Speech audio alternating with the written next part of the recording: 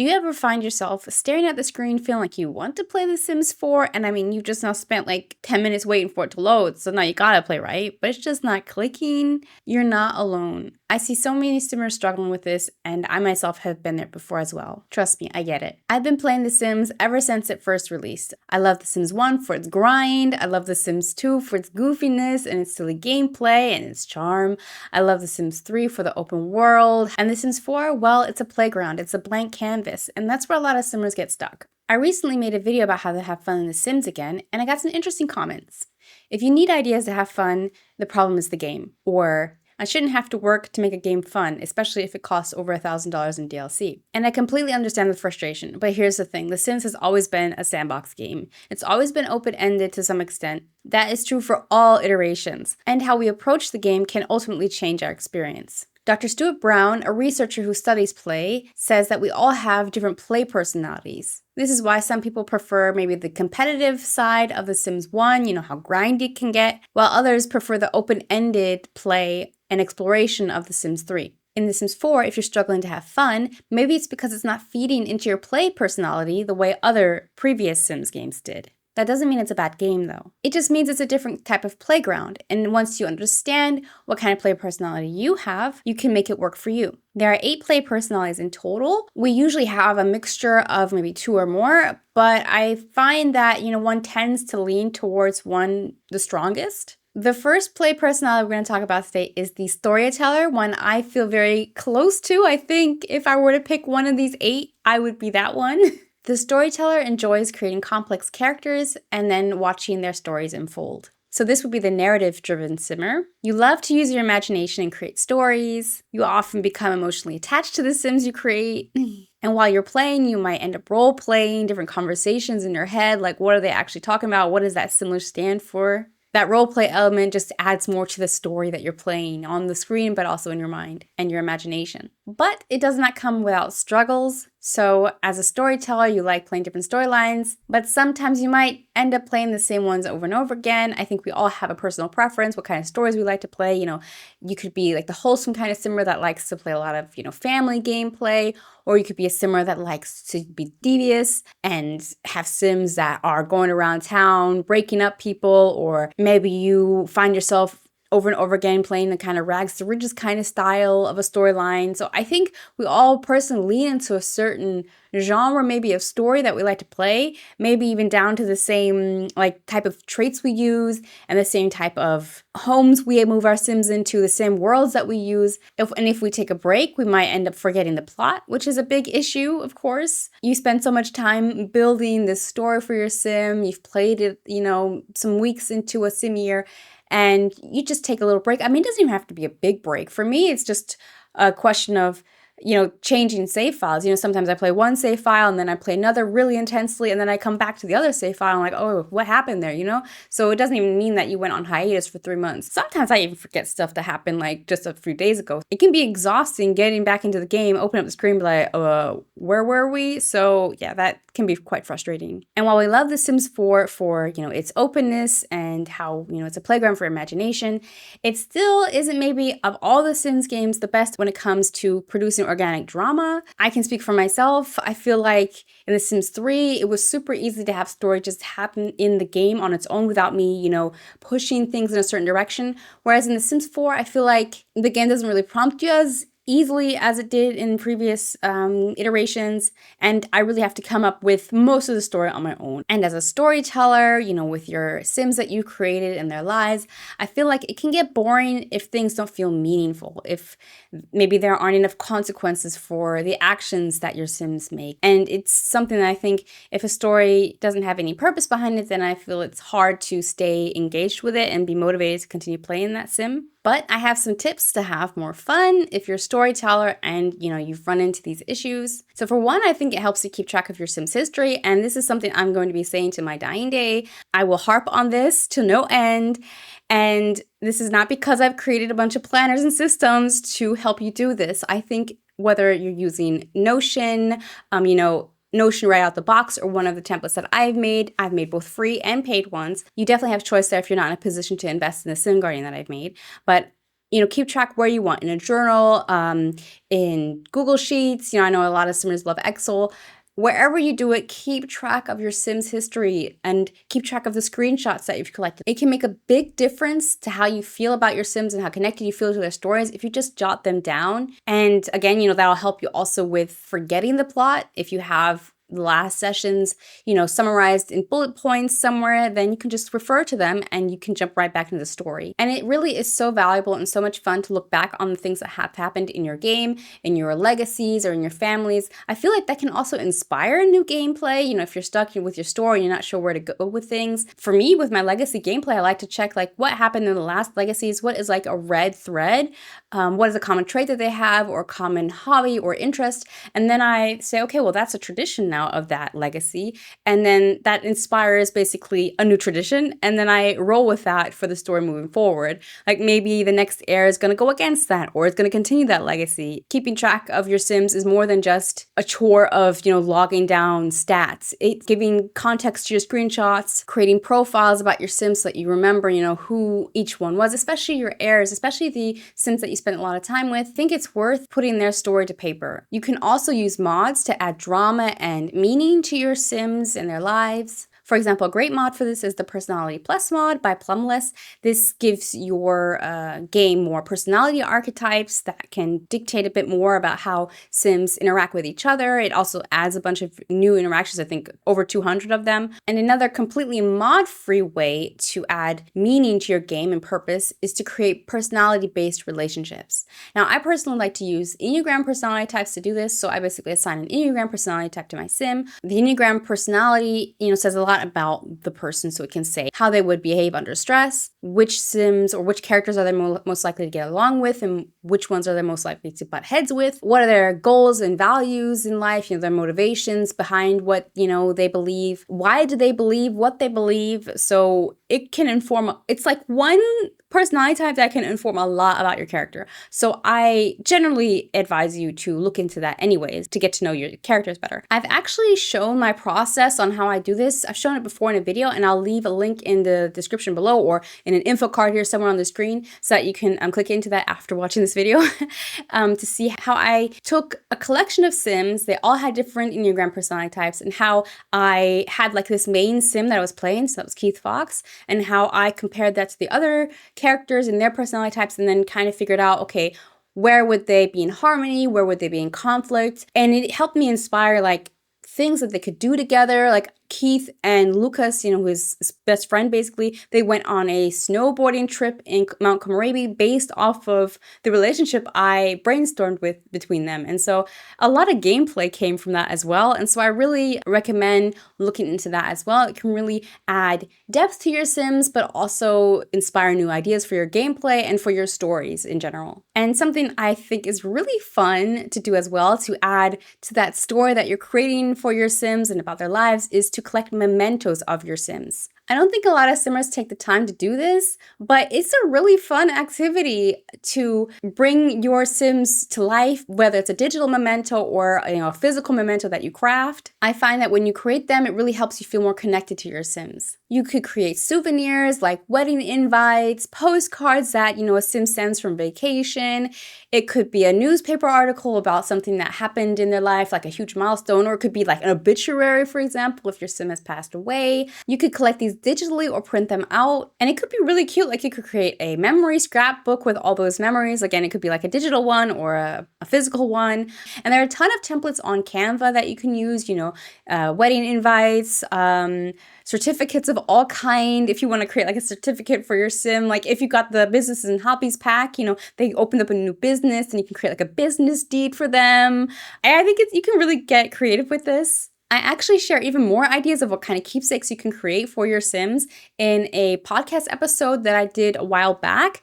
I will leave a link in the description below so you can check that out. And now on to the next play personality, the Explorer type. So the Explorer play personality is the type of Simmer that finds joy in exploring every little detail of the game. This type of Simmer is very curious. They enjoy experimenting with different mechanics and features in the game and uncovering new secrets. If you're this type of play personality, then you're drawn to new experiences and novelty. So you're probably the type of simmer that will get a new pack when it releases because you're so eager to play with that new gameplay, with those new features. Now, if I'm honest, I think this is the play personality that has the most difficulty with The Sims 4. Once you've gotten one of those new packs and you've played through all the features, it can feel quickly like there's nothing left to discover. You can feel like there's a lack of reward for exploration. For example, I discovered the Hermit in Granite Falls, and it took me forever to find the damn entrance, but I found it, okay?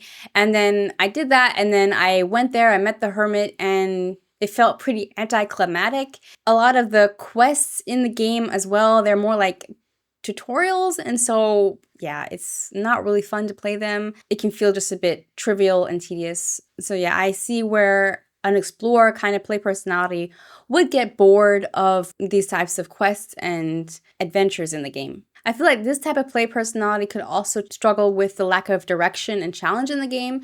So I think of all the games, The Sims 4 is definitely the easiest one to play. And it's also got that open sandbox aspect to it, I think even more so than any of the other games. And so an explorer type who wants to find things, who doesn't want to use their imagination, they just want to, get into the game and find and discover things, I think that's something that they might have difficulty with in The Sims 4. And so I'm going to be honest, it was tough for me to come up with ways for this particular play personality to have fun in The Sims 4 because I just feel like of all the games, this one is definitely not catered to that type of play style. And so maybe it would be more fun for this type of person, if you're this type of play personality, to just try out The Sims 3 if you haven't yet already. I think that you'd have a blast with that one. But there are still ways that you can have fun in The Sims 4, even if you're an explorer type. And so, of course, that is to try to play rotationally. If you haven't played rotational gameplay yet, that's basically where you hop from one household to another. It's kind of like bar hopping, but it's household hopping, I guess you could call it as well, where you play different households. You can even play different households across worlds in your save file.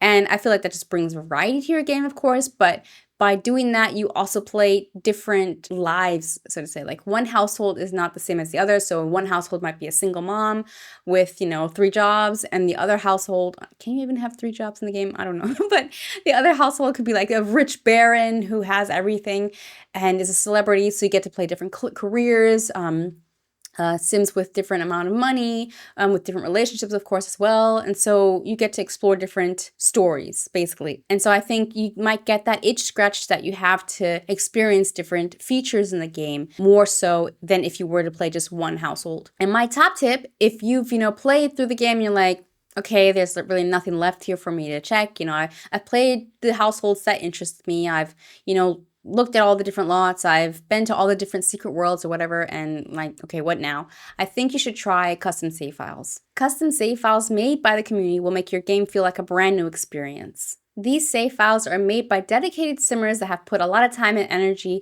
into these save files, either, building from scratch and creating households from scratch, or curating and filling the worlds with sims and lots that they found from the gallery. And so these save files are often filled with a lot of new townies, a lot of new households, lore, and new builds for you to explore without you having to put in any work yourself. So you can just jump right in and you basically have a whole new set of stories to discover. Really fun are the save files that have an entirely new vibe to them, that feel like really a new game when you play them. If you're the explorer type of play personality, I think you'd like the Port Sim save file by Floral Sims.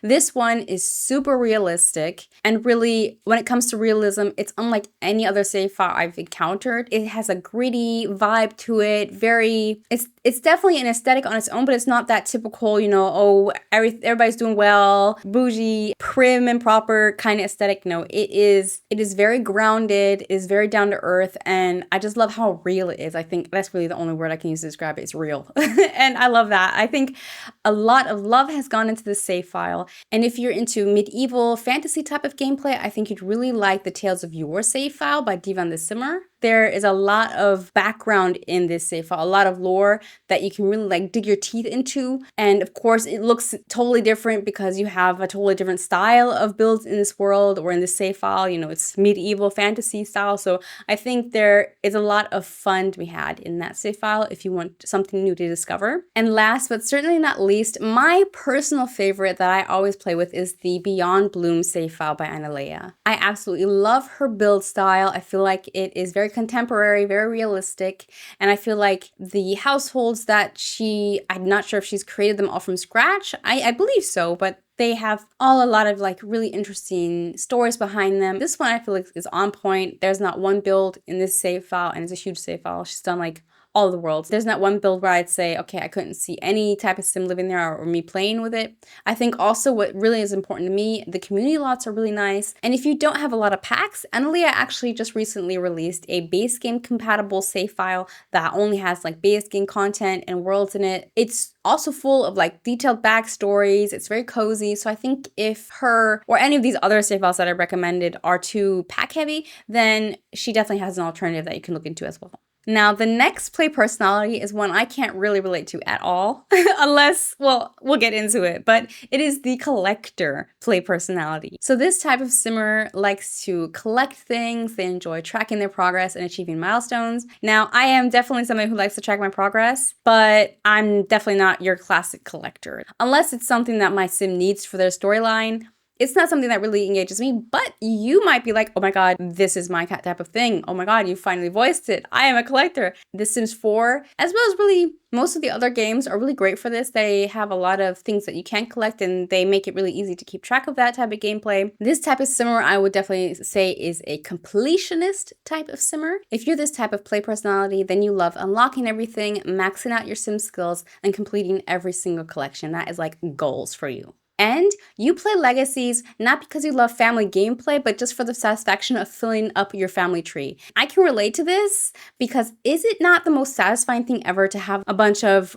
rows and layers in your family tree? Family gameplay, don't knock on that if you're a collector. If you've collected everything in the game that there is to be collected, well, have you collected 100 Legacies yet? Have you achieved that milestone yet in the game? But you're also the type of simmer that loves to keep a record of your collections. But alas, you will also still have some struggles in The Sims 4 as well. Even though I think The Sims 4 really does collections quite well, there's still some hassles I think one just generally has as a collector.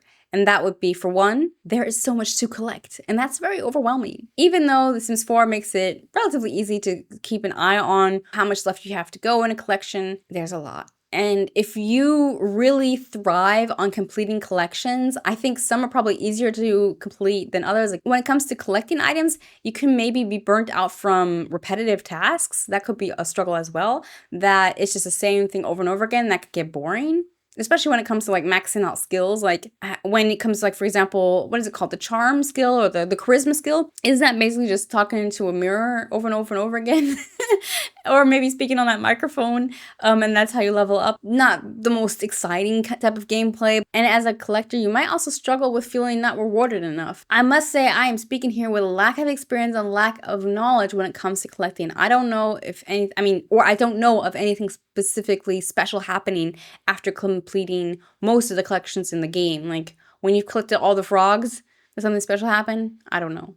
If it does, then that's cool. But I haven't heard of that yet, and I can imagine that if nothing cool happens after that, or it doesn't have like any big impact on your Sim's life, apart from now that they have a room full of frogs that they have to, sort out, I don't know if that is the most rewarding thing. Though again, if you're a collector, you're like, oh my god, I filled up all the stamps for that collection. Like I know I have everything that is reward enough for me. But if not, like it could be a struggle. It'd be a struggle for me. And then, like we said, we have a room full of frogs. Your last struggle is going to be how to organize those darn collections. Like they're organized progress-wise in the game's interface and the UI, that's great.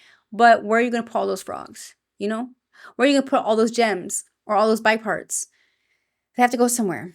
And it would be a shame to put that large collection that you're so proud of in like one of those trunks or one of those boxes and have it be tucked away. My tips to help you have more fun as a collector in The Sims 4, for one, you could come up with your own completion rewards. So again, I don't know if there are already these existing in the game because I don't really play as a collector, but if there aren't, here are some ways you can come up with some. So why don't you add some like self-imposed limitations to your gameplay? Like maybe you say, your sim can't travel outside of their own world unless they've completed all of the collections relevant to their current world. or maybe they aren't allowed to interact with certain Sims, or I don't know. You can like think of limitations that you can put on your Sim or their life, or what they're allowed to do or not do, or something like that. And then once they've completed certain collections, or maybe a certain group of collections or a number of collections, then they're allowed to do that thing. Or you can give your Sim money if they complete a certain amount of collections. Like you can think up, say they were hired by the city council to collect all of the frogs in the city because it's overrun with frogs, and so you collect all of the breeds and then they give you like a cash reward. That's not like an official part of the game, but let's be open, playing pretend is not a bad thing. You could also use mods that add new collections to the game. So my personal favorites are the Homestead mods by Brazen Lotus. This mod adds so many new harvestables to your game, new produce, and also new foods that you can create. You have so many different pieces and parts that you have to do and collect and create and craft before you can get to a certain item. And I find that it can be quite rewarding. And it literally turns the game into a farming simulator. So if that's your style of gameplay, then I think you really like their mods. And to get rid of that pesky issue of too many frogs at home clogging up, all your spare rooms, create a dedicated museum for those collectibles. They can take up a lot of space, so why not just create a dedicated area or lot for them somewhere in the world or nearby, or expand your home. Just have a dedicated space for them, and I think it just helps. And as a storyteller at heart, of course, I got a little extra tip here that is fond to my heart. If I were to be a collector and this is what I would go for, then I would try to come up with a story or meaning behind why my Sim is collecting all this stuff. Like, what's their purpose for doing that? Why is your Sim so set on collecting everything? Like, why? That it seems random. Like, you don't just wake up, and think, I'm going to collect all these frogs. I'm going to collect all the bugs, And for example, that story with the mayor asking you to do that could be the story behind it. And I think that makes it a lot more fun. Like, what is the why behind it? And I think that also turns collecting items into more than just like this tedious checklist of things to do. And it turns it into like an adventure, so to say, right? Because there is purpose. There's this like grand scheme of things behind why you're collecting. If you're a collector and you're finding yourself like not motivated anymore to continue your collection, that could maybe motivate you to get back into it. When it comes to keeping track of your progress, don't just keep track of, the items you've collected. Why not keep like an explorer's log where you not only jot down, that you've checked that off the list, but where you discovered it, what's the story behind that weird frog that you found, like where did you find it? That'd be also interesting. I actually studied biology and we had this task to create a herbarium, a book full of different plants where you have to collect them. You have to determine what kind of species they are. You can also log, where you found that item, which time of year, because different seasons will mean that you find different variations of that plant, for example. Why don't you create like something like that for your Sim as well? And you spend a lot of time collecting all these collectibles. Create a showroom for them. How could you make this showroom part of your Sim story? So the next play personality is probably not the type of person that would classically go to The Sims to fulfill their play needs. It is the competitor play personality. So this type of play personality loves difficult scenarios and structured goals. So I think this is the type of simmer that just loves quests, basically. So it's the challenge-obsessed simmer. You love finding ways to win the game. You have fun keeping score, and you thrive with structured gameplay and rules. I would say only one of those things is like easy enough done with The Sims 4, but it's not really a game you can win, right?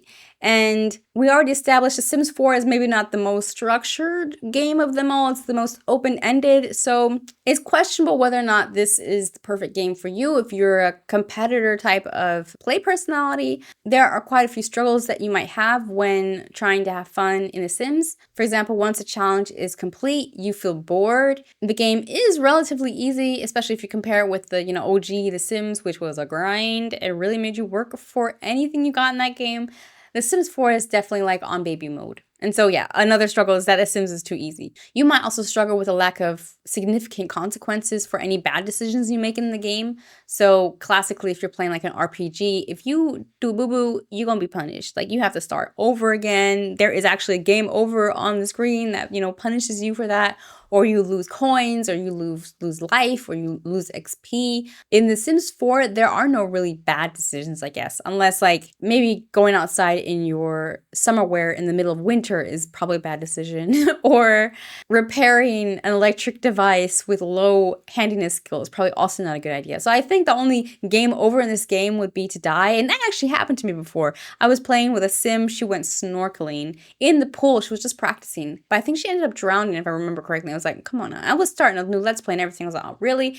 But that was a blessing in disguise, because that turned out to be one of the funnest safe houses I ever played in my life, because I ended up playing with a different household, with the Florida Hernandez household, and I just had a blast trying to work through her redemption arc. Great times, but I digress. Lack of consequences for bad decisions. That's something you could struggle with in The Sims 4. And you could just struggle with the open-ended play. There are no set goals really, apart from like maybe some milestones you have if you choose an aspiration.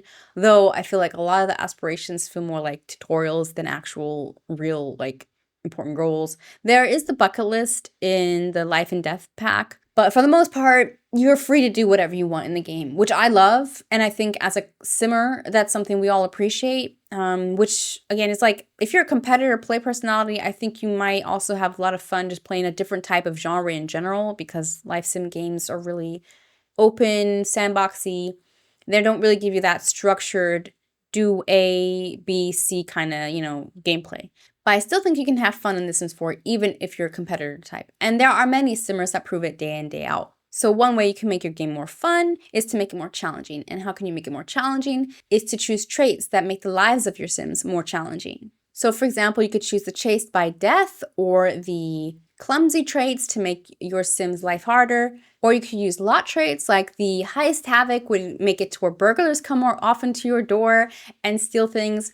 You could use the Mold and Cursed traits to also make life a little bit more dangerous for your Sims living in that home. You could also try survivalist gameplay. Like there are plenty of like apocalyptic save files out there that really get that vibe already right out the gate. But you can use, off the grid and simple living lot traits to force your Sim to forage and collect any ingredients that they would need, and they wouldn't have electricity either. So it definitely makes the game harder. And of course, you could use mods to also turn the game into like a hard mode. Carl's Gameplay mod is a great mod to, increase the bills that you have to pay, to reduce your pay rate, to also make relationships harder, for example. Just a few things that it does. I think, though, as a competitor type of play personality, you'd definitely be this type of simmer that would love a challenge, and we know that there are plenty of challenges to play when it comes to The Sims 4, any Sims game in general. The Sims community is full of them. I think for you, if you're a competitor, then I think you'd really like the Super Sim Challenge. This is a challenge created by James Turner, where your goal is to level up your sim in every imaginable way in the game. So that means, leveling up to every career, maxing out every skill, every aspiration. So essentially the goal is to beat the game by completing everything. Technically, you can't win the game in The Sims, like it's just a sandbox game where you do whatever you like, but you can try or get close to winning the game by becoming the pinnacle of success and completing everything there is in the game. This challenge will also keep you busy for a while, so there are a ton of skills and careers at this point that you have to achieve. Even if, you don't have all the packs, there's still plenty to do. And you can easily keep track of your progress and how far you are with the tracker that James Turner has on his website. There are also, I think, a few G Sheets and Excel sheets flying around in the Sims community that you can also use if you prefer, a version that you save, to your Google Docs or something like that, or Google Drive. I think if you're the competitor play personality, you'll get a lot of bang for your buck with this challenge.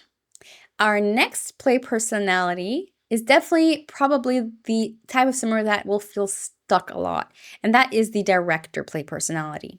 The director play personality is obsessed and enjoys designing everything about their Sims and their worlds. This, I would say, is the most organized simmer.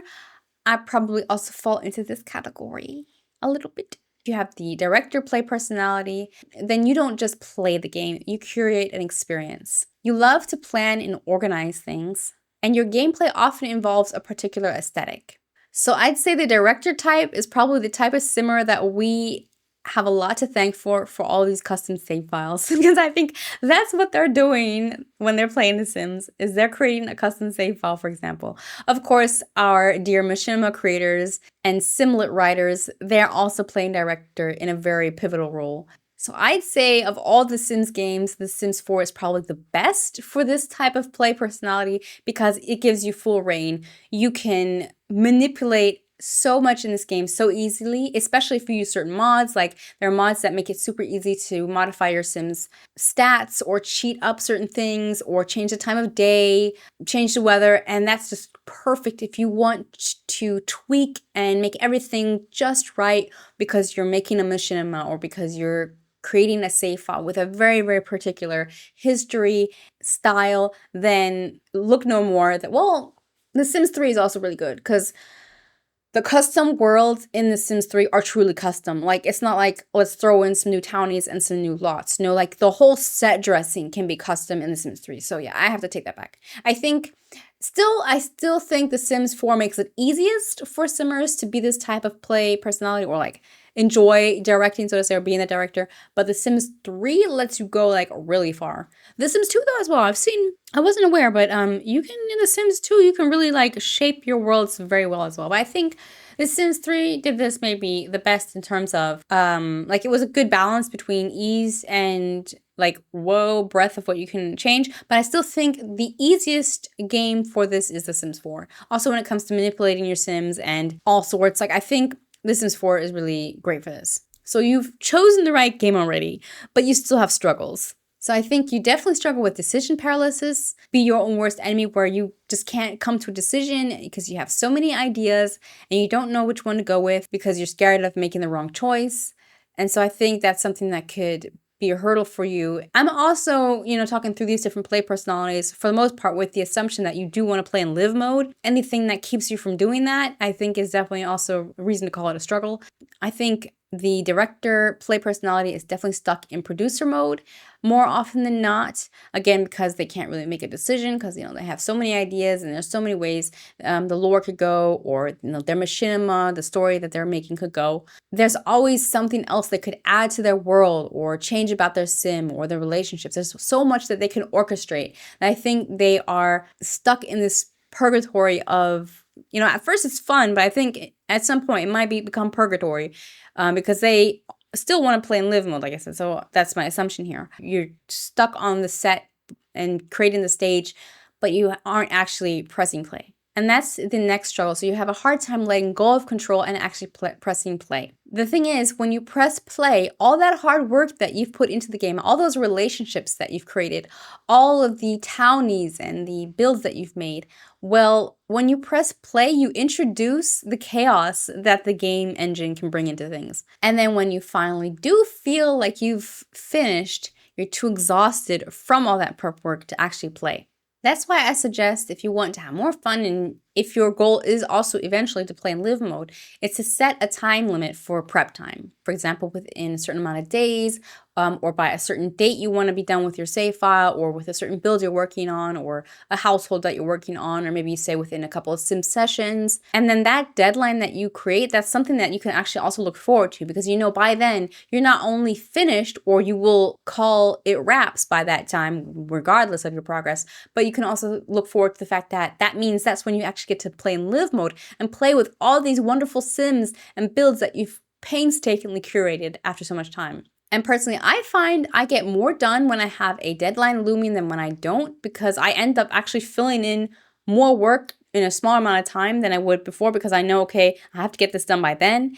And I also end up prioritizing what really matters and what never really was important. If it's not done by the deadline, then it's not done. But it's not going to keep me from playing the game. I know it's tough, but I think it's also important to embrace imperfection, to realize that no matter how hard you work on your save file, how lush that lore is, how perfectly orchestrated those relationships and those builds and whatnot, whatever you're working on, it will never be perfect because perfect doesn't exist. And once you press play, it is okay that, some things might change that you've, created beforehand. It's okay that households split, that Sims break up, though you can, mod that away, or I think in the settings change it so that doesn't happen. But part of the beauty of anything that you've created thus far pressing play and letting that evolve organically is part of the fun. What can also help to get you excited to play is to plan goals for your Sims. So not only to come up with all that wonderful lore and to create the builds and whatnot, but also like when you're ready to play, what are you really looking forward to about these Sims? What, based on the lore you've created for them, the backstories,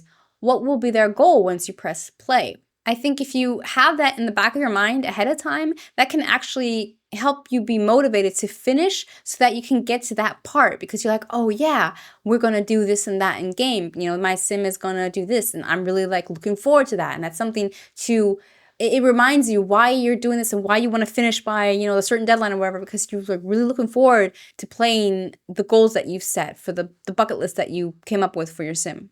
I actually get into this a bit in a previous video of mine where I talk about how I had the save file where in nowhere near was I working on it like some other simmers do. It was just a save file that was actually already done, and I just wanted to put in some custom lots and figure out maybe some relationships with Sims and stuff like that. But apart from that, not much. But it still took me 6 months to finally play that save file. And I, for myself, figured out what was really important to me, and I focused on that. And that's how within just one Sim session, I was able to go from a save file that I hadn't played for months to just being able to play, to jump into it. And so if you're interested in that, I'll also leave that in an info card somewhere or in the linked down below in the description. And my next tip, if you're, for example, you know, designing a save file and you're stuck on that, is to build a world that you've designed to be played. Now, what does that mean? You can create scenarios that make it easier to get into the game and make you excited to play. And these scenarios are inspired by the lore that you've already created for that save file. And so it's a way to put that lore that you've created to work. And how do you come up with the scenario? So there are a couple of simple scenario building blocks that you can use to come up with it. So for example, first, what is the status quo? So basically what is currently happening in the world? It's basically the lore that you've already created, the backstory. And then we have a disruptive event. So something or someone disturbs the peace and ruffles somebody's feathers. And then you can come up with who are the key players. So who is most impacted by this, who benefits, who loses. And you know best, of course, which households you've placed into the world, how they are interconnected with each other, who's besties, who are enemies. And based on that event, you can come up with who would most likely fit this. How could those relationships play a role? And next, what are the potential conflicts that could arise from this? What problems might this cause? And last but not least, what are the possible outcomes? What directions could the story take based on how the scenario could go? And also when it comes to the outcomes, they aren't necessarily outcomes that will definitely come about, but knowing these possibilities can get you excited to play those scenarios. So when it comes to figuring out, you know, the status quo, the disruptive event and stuff like that for these building blocks, you can make decisions based on the lore that you've already created, the existing relationships, the locations that you've created, and basically the history of the save file. And so that comes back to, you know, feeling beforehand, struggling with letting go of that control and pressing play because you're afraid it might ruin your stories. But if you come with the mindset that, you know, this lore was made to change, like it's designed to develop, if you think of it that way, then you might less be worried about ruining the lore you've made, because the whole point was pressing play and continuing, moving the story forward. Lore is background story, is history, but the point is also to play with story and create new story, like have it develop further. And so I think lore gives a lot of meaning to your world and purpose, which, you know, as a storyteller, I very much appreciate myself. But I think an important aspect is also to play with story. And so I think if you come up with scenarios and to design your world to be played, then that can make you feel more comfortable with actually pressing play, because it's like was part of the design all along, right? Basically, the scenarios give you permission to let go of holding onto your lore so tight and letting it go into different directions. And ultimately, like I'm going under the assumption that, you know, simmers will want to play in live mode. And so if you let go, and so I think it would be fun to actually be able to see that history that you've created develop into something new. And our next play personality is the artist play personality. This one loves The Sims 4. So basically, this type of play personality enjoys playing with the creative tools in the game. It's the creative simmer. So for you, playing The Sims is your creative outlet. And naturally, you adore cast and build by mode. You probably also have a lot of fun taking screenshots of your Sims and their worlds. So I think The Sims 4 is probably made for this type of simmer. There's no denying of all the different Sims games, this one makes it the easiest to create a super unique and interesting sim. It's also really easy to build in this game. And while we don't have the color wheel that we had in The Sims 3, I still think you could create really unique, different spaces. And yet there are still some struggles you might have when playing. You could feel burnout from creative perfectionism. You know, you might have like this idea in your mind, this sim that you want to create, and it might be really tough for you to create that sim for whatever reason because, perfectionism. You might feel uninspired or creatively blocked. If you spend most of your time in cast, for example, at some point you might have just played through all the different ideas that you had.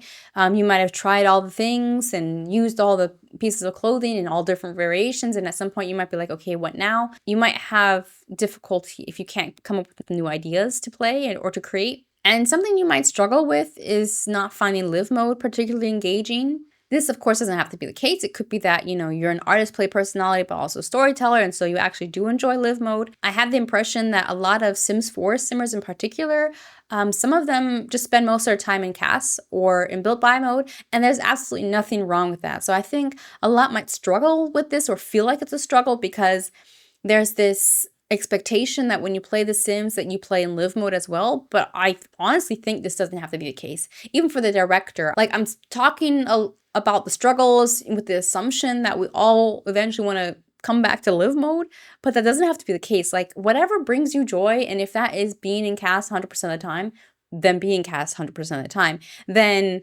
scratch that guilt away and like let go of it and just accept that that's how you have fun in the game, and that's perfectly fine. Even if you're like, okay, well in The Sims 3 and Sims 2 I played in live mode, but now I don't anymore. That's such a shame, but does it have to be? Like you can still play in live mode in those other games where you did enjoy that type of gameplay. But if you don't enjoy the way live mode works in The Sims 4, then that's totally fine if you prefer just to spend time in cast or build by. But I do have some tips for you if you like live mode or, just in general as the artist play personality. So for one, you could play as an interior designer, a stylist, or a fashion photographer. So I think the stylist influencer career is actually base game at this point. To be an interior designer, you need the home decorator game pack or the dream home decorator game pack.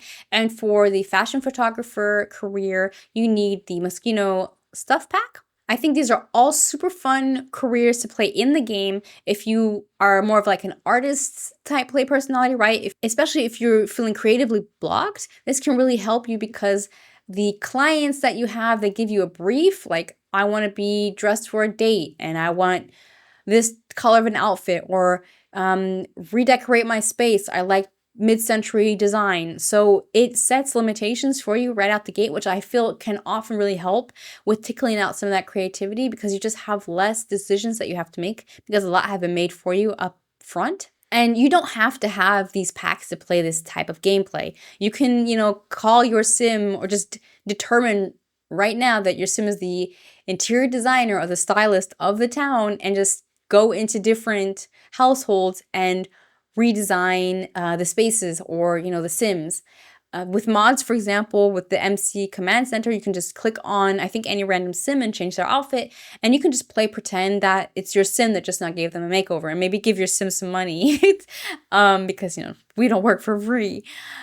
And another tip is to set constraints on your creativity. So for example, when you're building, you can only use certain items from a pack, for example, like I think it'd be hard mode if you were to go like base game only, but that's a possibility. You could also give yourself a time limit, or you can just choose a specific theme or a color that you are allowed to use. Or you could try to recreate real life people or homes that you find online. And I think another thing that can really help you, especially when you feel creatively blocked, is to experiment with new styles. So you might be the type of simmer that tends to only create women in cast, so maybe you can try creating men for a change. Or if you usually use CC, you could try to dress your sims up without CC. And that's how I've actually discovered quite a few pieces I didn't realize were in the game because I've been like, because you know how your catalog's just so full of CC that you don't even see the game pieces anymore.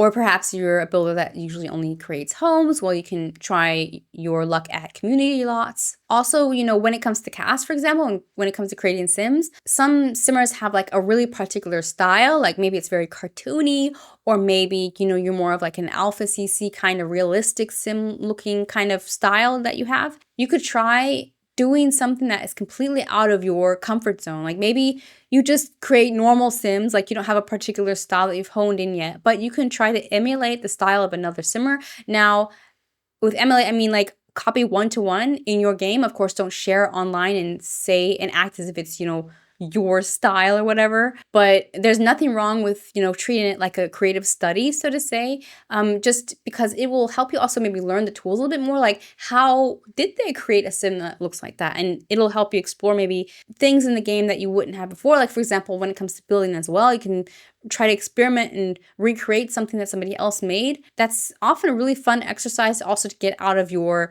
creative rut, because it's not about creating anything perfect or not necessarily anything good either, because this might even be a style that you're not particularly fond of, but experimenting with it will break you free from perfectionism and having everything look right, because it's not about that anymore. It's about just trying to recreate something for the fun of it. I find it's kind of like when you're drawing with your non-dominant hand, knowing that it's not going to look great, and it can make you feel more relaxed, because it's not about that. It's just about the exercise. When you're drawing, if I were to draw with my left hand, which is my dominant hand, I might put more pressure on myself that it looks good. But with my right hand, I know it's not going to look good. And so I just play more. I lean more into that sense of play when I'm drawing with my right hand. And I think that could be the case as well if you go for a different style, something that isn't up your alley necessarily, but is a bit foreign. You're not putting pressure on yourself for it to look good, because you don't expect that from yourself anyways. And so it can feel more fun, like play. And I think when you come from a source of play, that's when your creative juices start flowing and where inspiration can come. And then after you did that exercise, you might find that you have, gotten through that creative block. Maybe you have new ideas now from that. And last but not least, document your creativity. The creativity you've poured into the game is worth saving. It's also super nice to be able to look back on everything you've done and created, and it can inspire you in the future. Like, think about it.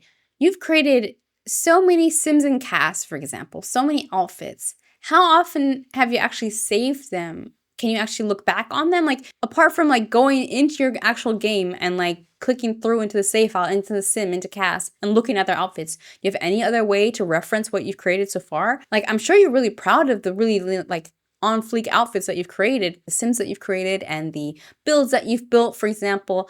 Why not collect them? For example, you could create a lookbook for your Sims and their outfits. You could create a fictional magazine for your fashionistas. You can mock up house listings for those builds that you've made. Or you could start a blog or an Instagram to showcase the screenshots that you take in-game. There are many different ways that you can document your creativity and have a way to look back on it, and also even share it with others to get feedback, or just to be like, hey, I made this really cool thing. Of course, you can also upload things to the gallery, but I find that the gallery isn't usually the best place to showcase things. It's a great place to share so that other people can, use your sim or your build, but it doesn't always show your piece from the best light.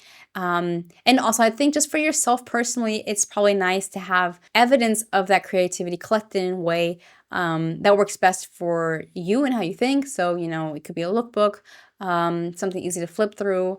Here is also an opportunity where you can print out screenshots that you're really proud of and have them, on your hand.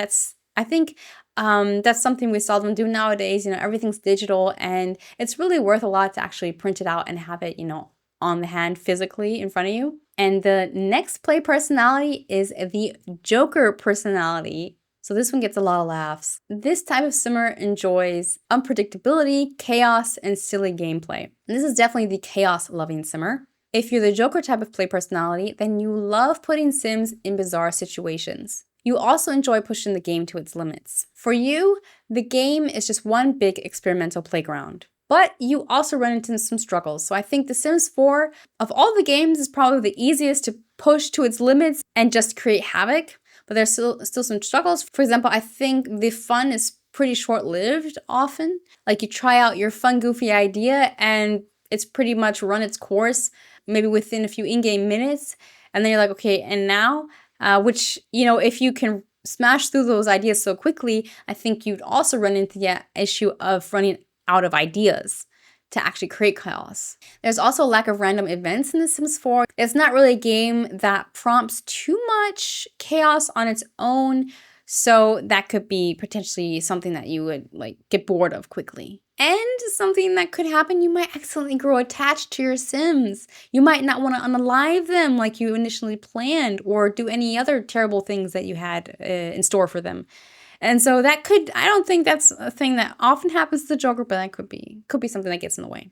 But there are ways that you can combat these struggles. So for one, you can use mods that create more chaos. So I don't know if there's any mod more perfect for this than the Utter Chaos mod by Frank. It literally does what the name says, and it randomizes the actions or like the outcomes that happen when you have your sim do something. And so I don't think it's like every time when your sim does something that something random happens. But from what I understand, if your sim wants to go to bed and you have them click on the bed and they're supposed to go to bed, it could be that they randomly just do something completely different. And that obviously can lead to a lot of chaos. You could also spin the wheel for major consequences. So if there's not enough doom and gloom in your game, not enough weird things happening, then you can add some of your favorite outcomes to the Spin the Wheel app and just randomly get one chosen. I think this is also a simmer that really would love challenges, and I think there's one in particular that would really lend itself to the Joker play personality, and that is the I'm Surrounded by Idiots challenge. This challenge was originally made by Simcilia and updated for The Sims 4 by Linwood. This is basically a challenge where you control just one sim while everyone in the household has free reign. It's a challenge where things are guaranteed to go wrong, and if you play for multiple generations, every generation will probably get worse as well. I think most importantly, it's long-term fun that never has to end. So this isn't like your one and done cheeky chaos idea that you'll have played out in one sim session and then you're stuck at ground zero again. This is actually something that is, you know, even like a legacy challenge that can last for as many generations as you want, and it can be really funny, especially if you combine it with the Utter Chaos mouse. I think this could be a lot of fun. And then last but not least, we have the kinestate play personality. Now, this personality likes to move, be active, and push themselves physically. So this won't be a play personality we talk about too long because they're basically too busy outside touching grass. Let's be honest. They're not on the computer.